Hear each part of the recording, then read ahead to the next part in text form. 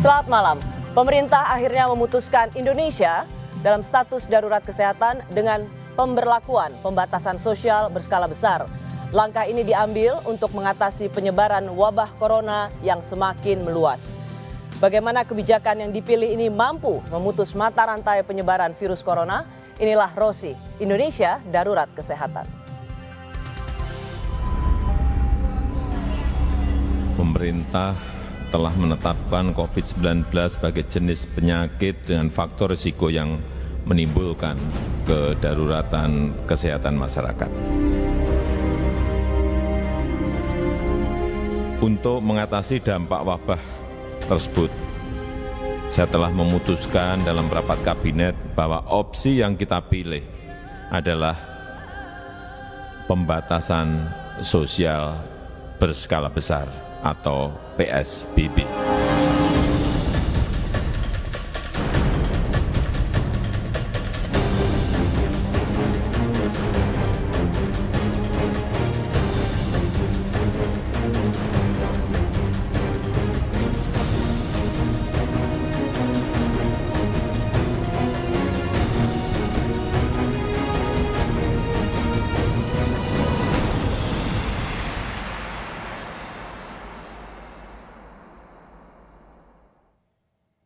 Indonesia Darurat Kesehatan, itulah tema Rosi malam hari ini. Live streaming bisa Anda ikuti melalui kompas.tv/live. Malam ini Rosi masih hadir tanpa penonton dan masih akan melaksanakan dialog dengan narasumber melalui sambungan jarak jauh. Status darurat kesehatan ditetapkan melalui pembatasan skala sosial berskala besar atau PSBB. Dengan pembatasan sosial berskala besar, artinya aktivitas transportasi masih bisa dilakukan. Padahal ini berpotensi memperbesar mata rantai penyebaran virus corona. Apa yang jadi pertimbangan pemerintah? Saya akan menanyakan langsung kepada Menko Kemaritiman dan Investasi yang juga Menteri Perhubungan ad interim, Luhut Binsar Panjaitan. Selamat malam Pak Luhut. Selamat malam Rosi. Apa kabar Pak? Terima kasih loh sudah di tengah rapat Bapak menyempatkan waktu untuk bersama saya. Ya, soalnya diperintah sama Rosi ya kita ambillah. Biasanya orang selalu bilang diperintah Pak Luhut atau ordernya Pak Luhut. Jadi saya merasa ini agak kebalik sih Pak Luhut. Pak Luhut, ya juga lah, ya. Pak Luhut, saya mulai pertanyaan pertama dengan begini Pak Luhut.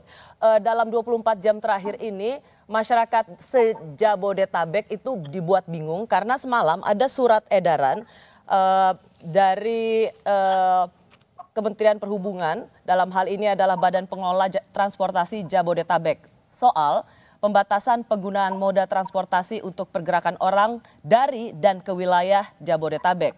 Tapi kemudian betul hari ini sudah dikoreksi, dibantah. Tapi kan ini membuat publik jadi bingung. Sebenarnya arahannya kemana?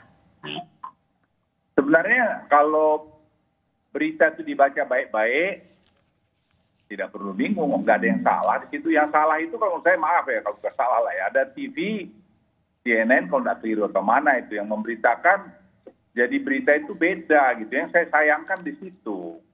Jadi membuat polemik. Tidak ada yang salah dari Ibu Polana merilis supaya kita tahu. Nanti prosedurnya kalau di PSBB ini kan ada. Nanti pemerintah daerah itu ngajukan kepada Menteri Kesehatan. Nanti diproses di Kementerian Kesehatan bagaimananya. Cuma nah, kan kriterianya itu oleh Ibu Polana. Maaf Pak Luhut, tapi kan ini kan di bawah koordinasi Pak Luhut. Seharusnya kalau surat edaran yang bersifat rekomendasi, kalau memang belum matang, harusnya kan tidak perlu keluar ya Pak Luhut? Enggak, bukan tidak matang, itu sudah aturan kok, tidak ada yang salah di situ. Jadi saya juga tidak nyalahkan Bu Polana.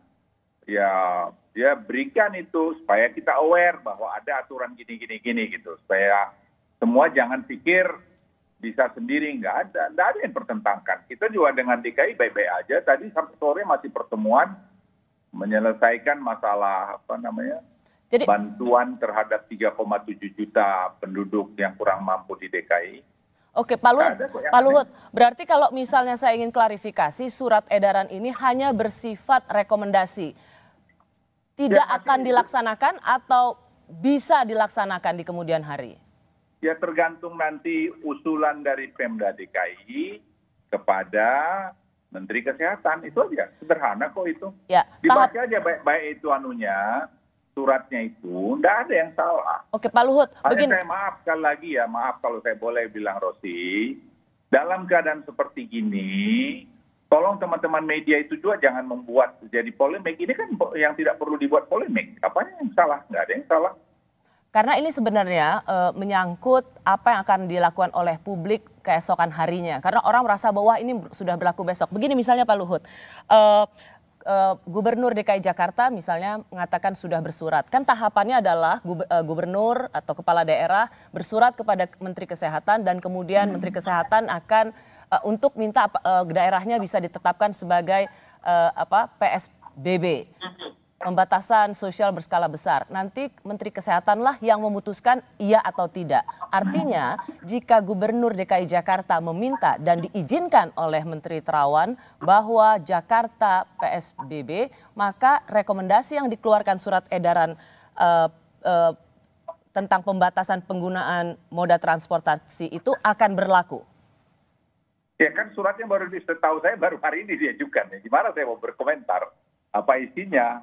Ya kita tunggu aja nanti, biar nanti Pak Terawan pelajari, ya nanti berikan rekomendasinya. Kita tunggu aja. Kenapa kita berpolemik soal itu atau berandai-andai? Semua udah ada mekanisme kok. Kalau hubungan kita sama DKI baik-baik aja. Ada orang yang bikin gini, bikin itu, ya supaya bikin seolah-olah rame. Nggak ada yang rame, biasa-biasa aja. Tadi kamu bilang saya seger-seger, ya emang seger-seger aja. Nggak ada yang aneh kok. Cuman orang... Semua prosedur yang ada kita turutin aja. Kita bekerja dalam sistem. Hubungan kami di antara menteri-menteri juga bagus, kompak. Dengan daerah juga kompak. Ada kadang-kadang selisih sana sini diluruskan. Mau sempurna ya enggak bisa lah, masih di dunia kok. Jadi enggak ada yang aneh kalau menurut saya. Semua presiden, saya bilang juga sama Rosi ya. Orang bilang presiden lambat atau pemerintah. Di mana yang lambat? Proses pengambilan keputusan, saya kan tentara. Nah kita kan harus mendengarin informasi-informasi atau intelijen dari berbagai pihak. Sebelum kita membuat keputusan itu. Untuk memperkecil kemungkinan kesalahan.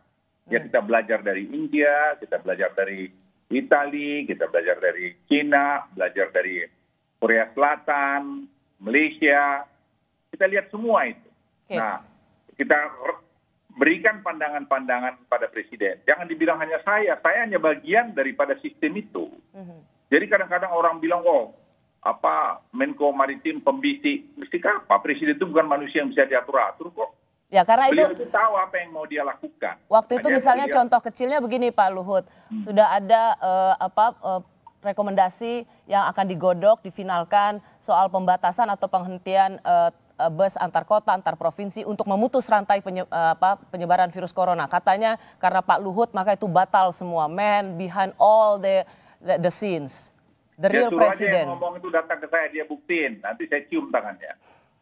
Nggak pernah saya ngomong itu kok. Jadi yang kayak gini-gini, janganlah dibuat nggak baik.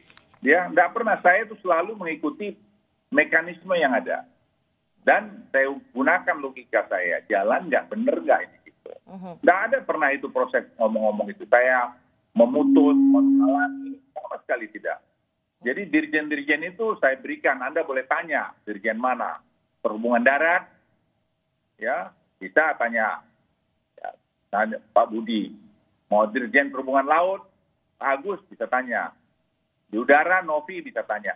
Semua saya mekanisme proses pengambilan keputusan itu ada yang disebut kalau bahasa tentara, saya kan tentara, mekanisme hubungan komandan dan staf. Jadi itu jalan itu. Oke, Pak Luhut, kalau saya ingin kembali soal bagaimana mobilisasi masyarakat, dulu kita dengar apa yang disebut dengan lockdown. Oke, kita sekarang tidak pakai kata lockdown lagi karena toh itu tidak ada dalam terminologi undang-undang. Ada karantina wilayah, karantina rumah sakit, karantina rumah, dan yang dipilih adalah pembatasan sosial berskala besar. Bapak tadi mengatakan tidak semua kebijakan dunia itu bisa diadopsi di Indonesia. Tapi pertanyaannya adalah kita ini sudah